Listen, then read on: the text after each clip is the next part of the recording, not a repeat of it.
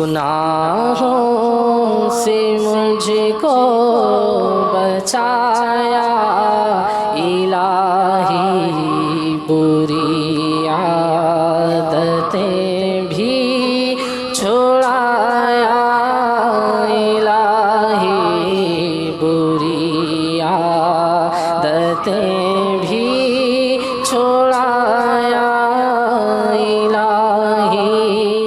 حضرت سیدنا ابو ہریرہ رضی اللہ تعالیٰ عنہ و ارضاہ روایت کرتے ہیں کہ مدنی آقا پیارے مصطفیٰ صلی اللہ تعالیٰ علیہ وآلہ وسلم نے فرمایا، اللہ تعالیٰ جل مجدہ نے بنی اسرائیل کے 3 آدمیوں کو آزمایا۔ ان 3 آدمیوں میں ایک کوڑی تھا جس کو جزامی بھی کہتے ہیں، دوسرا گنجا بالکل جس کے بال جھڑ جاتے ہیں، بالکل ٹال ہو جاتی ہے ایسا گنجا، قدرتی گنجا، اور تیسرا اندھا۔ چنانچہ اللہ تبارک و تعالیٰ نے ایک فرشتہ انسانی شکل پر ان تینوں کے پاس بھیجا۔ وہ فرشتہ پہلے کوڑی کے پاس آیا، جزامی کے پاس۔ اس فرشتے نے انسانی شکل میں آ کر اس جزامی سے سوال کیا کہ تجھے سب سے زیادہ کیا چیز پسند؟ تو اس نے کہا کہ مجھے خوبصورت اور دل آویز رنگ اور بہترین کھال جسم کی، کوڑی کی کھال تو سڑ جاتی ہے، بہترین کھال چاہیے اور میرے جسم کا رنگ بھی اچھا ہو، میں خوبصورت بن جاؤں، کیونکہ جزام کی وجہ سے مجھ سے لوگ نفرت کرتے ہیں، دور بھاگتے ہیں۔ تو فرشتے نے اس جزامی کے بدن پر اپنا دست شفا پھیرا تو وہ بیماری ایک دم جاتی رہی اور اس کو نہایتی دلکش اور خوش رنگ کھال دے دی گئی، بڑا خوبصورت ہو گیا اور بالکل تندرست ہو گیا۔ پھر فرشتے نے مزید سوال کیا کہ اچھا یہ بتا کہ تجھے کس قسم کا مال زیادہ پسند ہے؟ وہ بولا مجھے اونٹ پسند ہے۔ لہذا اس جزامی کو 10 ماہ کی ایک گابھن اونٹنی دے دی گئی۔ پھر فرشتے نے اسے دعا دی، اللہ جل جلالہ تجھے اس میں برکت دے۔ اس کے بعد فرشتہ گنجے کے پاس آیا اور اس سے پوچھا تجھے کون سی چیز سب سے زیادہ پسند ہے؟ تو وہ گنجا کہنے لگا خوبصورت بال مجھے سب سے زیادہ پسند ہے، اور یہ گنج ہے جس کی وجہ سے لوگوں نے مجھے گندا اور پلید بنا رکھا ہے، یہ جاتا رہے۔ فرشتے نے اس کے سر پر بھی اپنا ہاتھ پھیرا، چنانچہ اس کا گنج فوراً جاتا رہا اور خوبصورت بال اس کو دے دیے گئے۔ اس کے بعد فرشتے نے پوچھا اب بتا تجھے کون سی قسم کا مال زیادہ پسند ہے؟ تو اس نے کہا گائیں۔ چنانچہ اسی وقت ایک گابھن گائے اس کو دے دی گئی۔ فرشتے نے برکت کی دعا بھی کر دی کہ اللہ تعالیٰ تجھے اس میں برکت عطا فرمائے۔ پھر وہ فرشتہ انسانی شکل میں اس نابینا کے پاس پہنچا اور اس سے پوچھا تجھے کون سی چیز سب سے زیادہ پسند ہے؟ اس نے کہا بس مجھے تو اللہ تعالیٰ بینائی عطا کر دے، میرا اندھا پن جاتا رہے۔ فرشتے نے اس کے چہرے پر ہاتھ پھیرا تو اللہ جل مجدہ نے فوراً اس کو بینائی عطا فرما دی۔ پھر فرشتے نے پوچھا اب بتا تجھے کس قسم کا مال پسند ہے؟ وہ بولا مجھے تو بکریاں پسند ہیں۔ چنانچہ اس کو ایک گابھن بکری دے دی گئی اور فرشتے نے اس کو بھی برکت کی دعا دی اور چلا گیا۔ میرے آقا صلی اللہ تعالیٰ علیہ وسلم مزید فرماتے ہیں کہ اس جزامی، گنجے اور اندھے تینوں کے یہاں اونٹوں، گائیوں اور بکریوں کے خوب بچے ہوئے اور خوب نسلیں بڑھی اور تینوں خوب مالدار ہوئے۔ جزامی کے یہاں اونٹوں سے وادی بھر گئی، گنجے کے یہاں گائیوں سے وادی بھر گئی، اندھے کے یہاں بھیڑ بکریوں سے وادی بھر گئی۔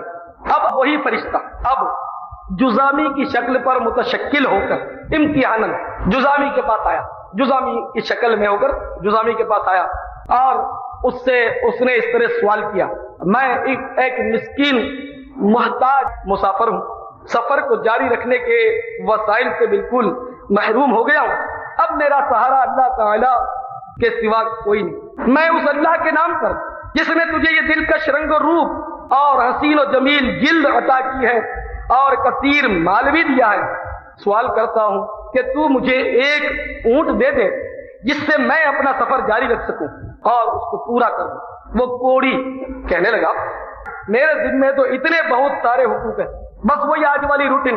اگر کروڑوں پتی کے پاس بھی جاؤ نا کہ ہمیں مطلب کسی دین کے کام کے لیے, ہماری مسجد کے لیے ہم کو چندہ دے دو, تو وہ اسی طرح ترخاتا ہے کہ جی ہمارے تو بہت سارے حقوق ہیں, یہ بھی ہے وہ بھی ہے. ارے بلکہ کہتے بیوقوف لوگ دیکھے جو حج کے لیے اس لیے نہیں جاتے, کہتے ہماری جوان لڑکی بیٹی ہے, جوان لڑکا بیٹا ہے. تو اللہ کو پتا زندگی کا کیا بھروسہ ہے. وہ پھر وہ مدینے نہیں جاتے, بولتے ہمارے یہ حقوق وہ حقوق. یہ شیطان ایسے جکڑ لیتا ہے مال کی محبت میں. جب یہ بالکل کنگال تھا, جزامی تھا, جب تو کچھ نہیں تھا, جب مال آ گیا تو دیکھیں یہ بالکل مکر گیا اور کہتا ہے کہ میرے ذمہ تو بہت سارے حقوق ہیں, میں کس کس کو دوں.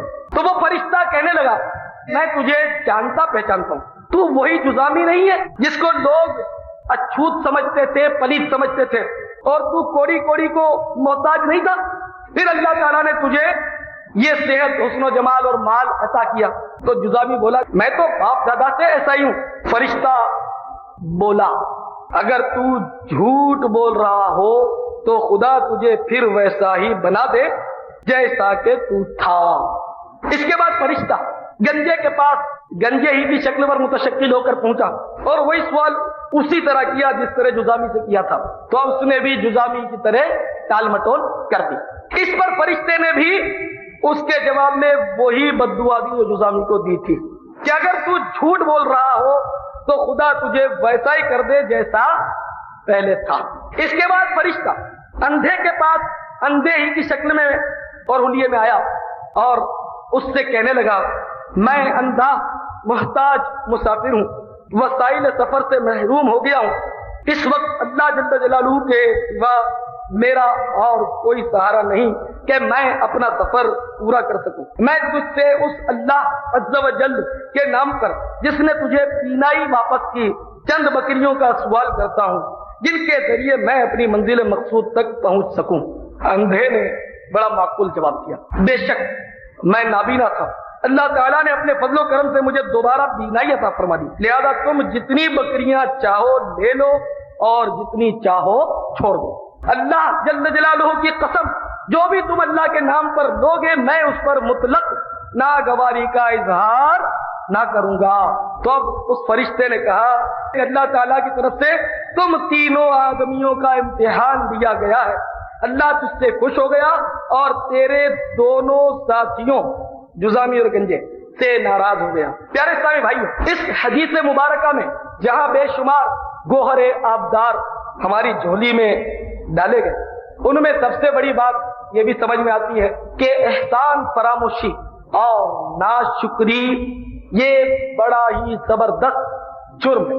جو احسان فراموشی کرتا ہے اور ناشکری کرتا ہے وہ دنیا میں بھی ذلیل و خوار ہوتا ہے اور محشر میں بھی ذلت اور رسوائی اس کا مقدر بن جاتی ہے. آپ نے دیکھا کہ جزامی اور کوڑی جو پہلے بہت ہی تکلیف میں تھے, جب انہیں راحت ملی تو یہ اللہ کو بھول گئے اور انہوں نے اللہ کی راہ میں دینے سے انکار کر دیا اور جھوٹ کا بھی سہارا لیا, تو آخر کار وہ ذلیل ہو گئے. اور آج کل بھی بدقسمتی سے اگر کوئی کسی سے سوال کرے کسی نیک کام کے لیے, یہ عام مشاہدہ ہے, تو لوگ بالکل جھوٹ بولتے ہیں سراسر. ایک تو ہوتا ہے کہ صاحب میں نہیں دیتا, لیکن جھوٹ بولتے ہیں میرے پاس گنجائش نہیں ہے, میرے پاس نہیں ہے, میرے یہ مسئلے, میرے وہ مسئلے, یوں اور اس طرح مطلب ہے کہ کئی جھوٹ مطلب بول کر وہ اگلے کو مطلب ٹال مٹول. یہ نہیں سوچتے کہ اللہ تعالیٰ نے مجھے دیا اور میں دے سکتا ہوں تو کیوں نہ, جبکہ دینے کی جگہ تو میں دے دوں. اب جب کوئی اگلا مطلب یعنی کہ دینے والا مطمئن نہ ہو کہ یہ جو ہے یہ فراڈ کرے گا, نہیں مطلب یعنی کہ صحیح جگہ پر میری رقم لگے گی, تو یقیناً اس کو نہ دے. لیکن پھر بھی جھوٹ کا سہارا لینا تو ظاہر ہے کہ یہ تو جرم ہوگا ہی جھوٹ بولنے کا, لیکن صحیح مطلب اس کو منع کر دیا جائے کہ میں نہیں دیتا. بہرحال میرے پیارے اسلامی بھائیوں, تو جو ناشکری کرتے یہاں عموماً ناشکری کی فضا ہے, اور یہ ناشکری تو ہونی تھی اس لیے کہ شیطان نے پہلے ہی مطلب اللہ تعالیٰ کی بارگاہ میں یہ عرض کر دیا تھا, یعنی اے اللہ تو اکثر کو شکر گزار نہیں پائے گا. تو اللہ تعالیٰ نے بھی ارشاد فرمایا تھا اور میرے شکر گزار بندے کم ہی ہیں. شیطان نے چیلنج کر دیا کہ میں تیرے بندوں کو شکر گزار نہیں بننے دوں گا, اور اللہ تعالیٰ بھی حقیقت حال سے واقف ہے. اس نے فرما دیا کہ ہاں میرے بہت ہی تھوڑے بندے شکر گزار ہوں گے. تو آج واقعی میں صحیح کر رہا ہوں کہ آپ لاکھوں میں چھان جائیے، شاید ہی کوئی آپ کو اللہ کا شکر گزار بندہ نظر آ جائے۔ یہ زبانی جمع خرچ جو ہوتا ہے نا، وہ شکر گزار نہیں ہوتی۔ جیسے کہ کوئی بندہ اپنے مصائب و آلام کا ذکر کرتا ہے، یہ عموماً میرے ساتھ ہوتا رہتا ہے، اس لیے عرض کرتا ہوں، اپنے مصائب و آلام کا اپنے دکھڑے روتا ہے، اپنے فسانے سناتا ہے، صاحب یہ بھی ہو گیا، وہ بھی ہو گیا، قرضہ بھی چڑھ گیا، بیماری بھی ہے، فلاں بھی ہے، ڈاکٹر نے آپریشن کا بولا، یوں ہے یوں ہے۔ پھر جب اس کو یہ تسلی دیتے ہیں کہ بھائی صبر کرو، تو پھر بولتا ہاں بس تو صبر ہی تو کر رہے ہیں۔ تو اپنا پورا بھڑاس نامہ پیش کرنے کے بعد وہ یہ کہے کہ ہاں میں تو صبر ہی کر رہا ہوں، تو بھائی اس کو صبر نہیں کہتے، بلکہ حدیث شریف میں فرمایا کہ صبر تو اول صدمے پر ہوتا ہے، بعد میں تو صبر آ ہی جاتا ہے۔ آپ کی جیب کٹی، اب سب کو کہتے پھرے، خوب بھڑاس نکالی، جیب کترے کو دو دو ٹکڑے گالیاں دی، اور پھر جب چپ ہو گئے اور کہا کہ بس یہ صبر ہی کر رہے ہیں، تو بھائی یہ صبر نہیں، یہ تو حماقت ہے، یہ صبر نہیں۔ تو شیطان نے آپ کو ایسے ہی کان میں پھونک مار دی کہ تو صبر، یہ آپ کی خوش فہمی ہے، صبر نہیں۔ آپ کسی کو بھی نہ بولتے، چپ کے رہ جاتے اور واقعی ضبط کر جاتے تو صبر تھا۔ یہ صبر کی تعریف مطلب ذہن میں رہے، نہیں کسی کو کہہ دینا یہ مطلب صبر کی مطلب ڈیفینیشن سے خارج ہے، یہ صبر نہیں ہے، بلا ضرورت جو کہتے رہتے ہیں، میری مراد اس سے۔ تو بہرحال میرے پیارے اسلامی بھائیوں، اسی طرح مطلب زبانی جمع خرچ جس طرح صبر کا ہے، بے عین نہیں، اسی طرح زبانی خرچ جو ہے وہ مطلب ہے کہ شکر بھی ہمارا صرف اور صرف زبانی جمع خرچ ہے، حقیقت میں ہم اللہ کے چاکر بندے نہیں۔ مثال کے طور پر ہم نے طبیعت پوچھی کیا حال ہے، بس جی اللہ کا شکر ہے، اور واقعی آپ کی طبیعت میں کچھ گڑبڑ ہے اور آپ اللہ کا شکر کہہ رہے ہیں، تو واقعی بہت بڑی بات، بہت بڑی بات ہے۔ لیکن ان الفاظ کے ساتھ ساتھ ذہن نصیب دل کی کیفیت بھی یہی ہو، دل بھی شاکر ہو، تو پھر کیا بات۔ اگر دل بھی آپ کی زبان کے ساتھ بالکل متفق ہو تو بہت بڑے اجر و ثواب کی بات ہے کہ صبر یہ جنت کا خزانہ، اور قیامت کے روز اللہ تعالیٰ صابرین کو جمع کرے گا، بہت بڑا ایک گروہ، بہت بڑا گروہ جمع ہوگا، اور اللہ تعالیٰ ان صابرین کو بلا حساب و کتاب جنت میں داخل کر دے گا۔ گناہوں سے مجھ کو بچایا الہی، بری عادتیں بھی چھڑایا الہی، بری عادتیں بھی